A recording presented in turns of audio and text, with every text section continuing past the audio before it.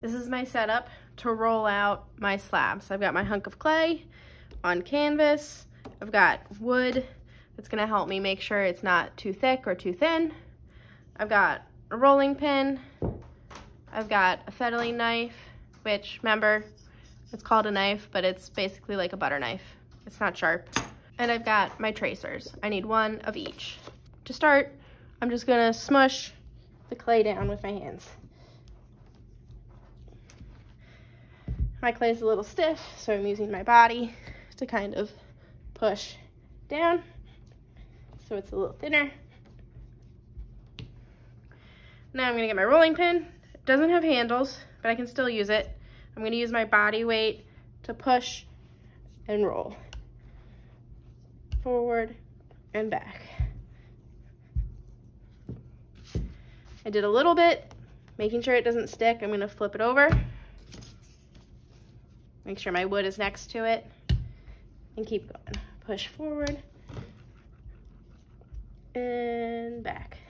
Forward and back. I've got, see these big bumps here? They're air bubbles. I'm just gonna stab them so they go away. I'm gonna flip mine again, make sure it's not sticking and it's gonna get even. And then I'm gonna keep rolling. You know that you are done rolling because you can feel the rolling pin running on the wood, no longer pushing down on the clay. So as I roll across, I can feel that it's pushing on the wood. I know that that means it's all rolled out. I'm gonna do the rectangle first because that's easier.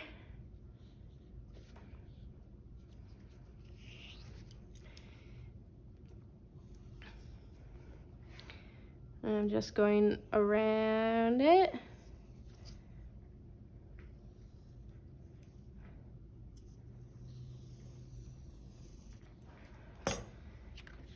Boom. There's my first piece. I'm gonna set that aside. I don't have space to fit the circle together, so I'm gonna smush it all up. Smush, smush, smush. And start all over again. I'm gonna push down with my hands.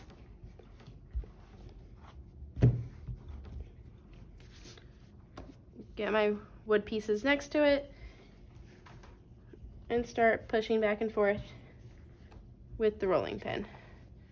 Do a little bit, flip it over, make sure it stays even. And now I can do the circle.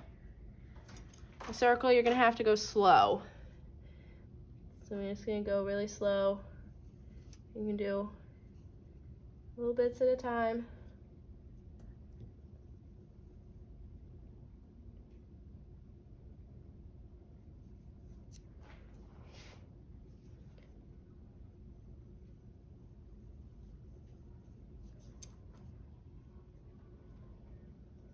I'm trying to keep the fettling knife straight up and down.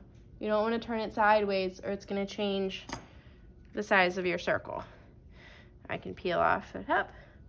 And now I've got the bottom of my mug, the sides of my mug. If you are out of art time, you need to make sure that both pieces have your name on them using a needle tool. Be careful, a needle tool is actually sharp. I'm doing it lightly. You don't want to be cutting all the way through your clay. You just want to be able to draw on it. Your table should have a tray on it. It needs to be covered in paper towels. And then you can put your pieces on the tray to save for next time. For putting your mug together, your setup today is canvas that you're probably sharing with someone next to you. You need the pieces you made last time. You need a thing of water and a fork. Okay? We're first gonna put our cylinder together with a long piece. And to do that, I'm going to about the distance of the nail on my pinky, so out to there, I'm gonna use a wet fork And I'm gonna scratch into that edge, just so it's about the first knuckle of my pinky. Okay, then I'm gonna go to the other side.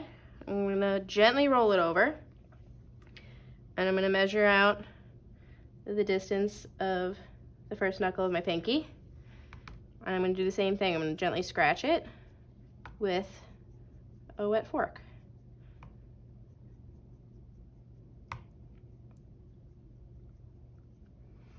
Now, I can overlap the two scratched edges. So I'm taking them, making the two scratched edges touch. And I'm gonna gently squeeze it together. Stand it upright, and I can see where they've overlapped. And now I can gently squeeze it together using my finger. I can use my thumb very carefully to spread out that extra and smooth it in.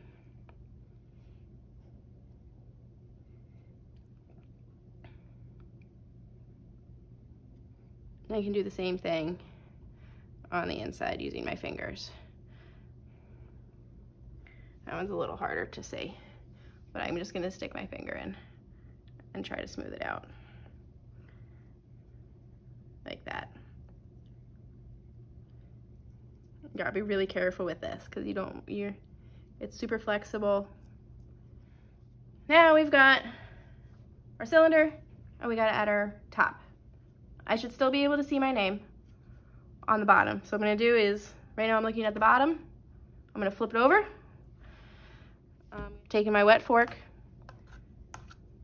and I'm just going along the outside.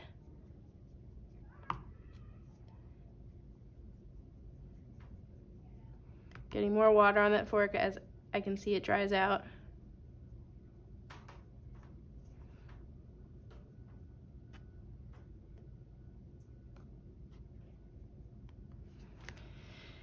And then, got my cylinder, again, taking the bottom, and you can see I've only scratched the outside. I'm gonna flip it over and line it up.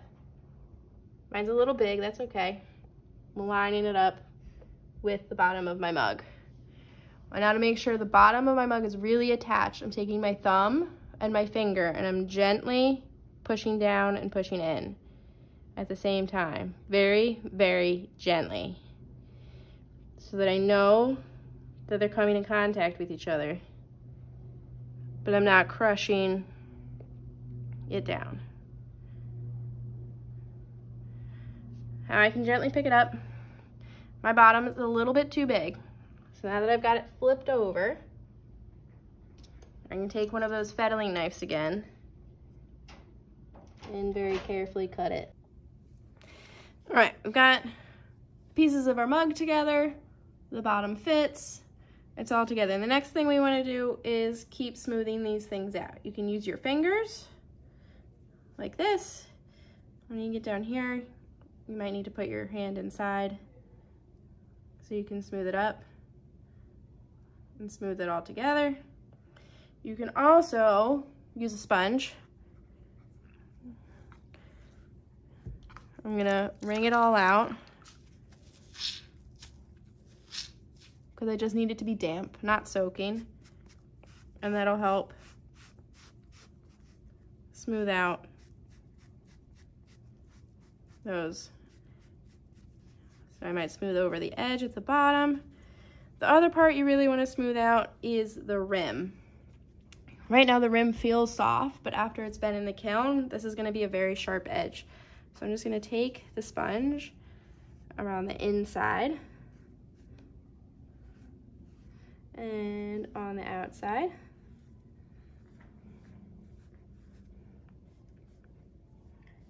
Just to smooth it out.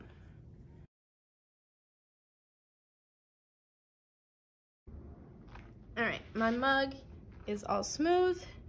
I've got everything all turned in. Even though I've been smoothing it, there was so little water that I can't even see any water on the canvas.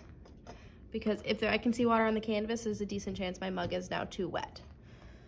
All right, to add a handle, you're going to need some spare clay, not a lot. I'm going to roll out my coil on the bare table because the canvas is going to end up drying out the clay too much. I'm gonna slowly roll it in my hands first, and then I can roll it on the table.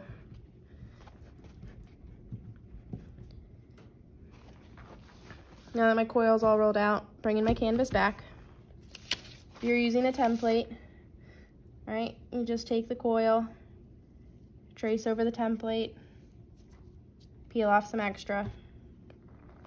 And now I have the shape I need. Okay, to attach your handle, I've got my mug, I've got my handle. I need my wet fork again. I'm seeing how this C curls in, and there's parts that go flat against the mug. That's where I need to be scratching with my wet fork. So I'm scratching that flat space with that wet fork, and the bottom half. Boom. Now I need to do the same thing on the mug where the handle's going to attach.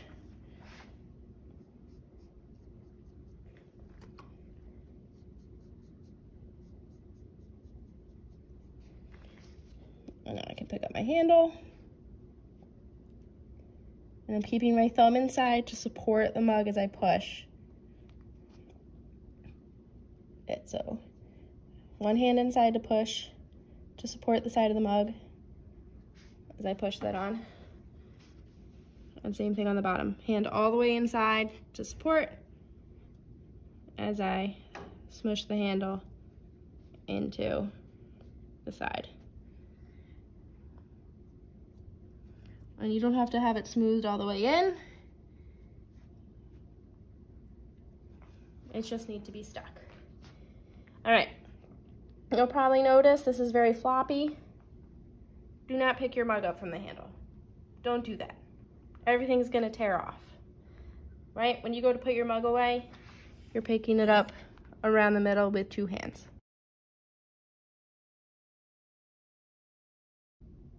Say you wanted to add designs to your mug. You could either use one of these green tools to draw onto the side.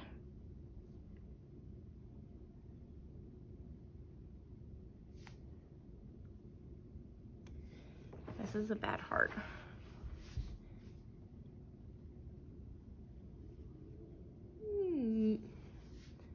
There we go. Again, making sure you don't press too hard so it doesn't go through and make a hole. I'm using the fingers on the inside to support it.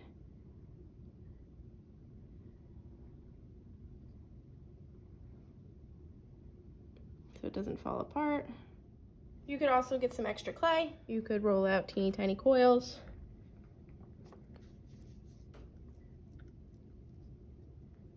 And then you could, I find it easiest to just dunk them straight into the water. And then you can stick them in a design onto the side of that mug. You don't have to dunk it in the water. You could just rub your finger on it, but this is more fun. Get in the water. Now I can trace it around. Ba-doop boop. Even though you've been working on designs, remember you still can't be picking up. See how much it still wiggles and everything?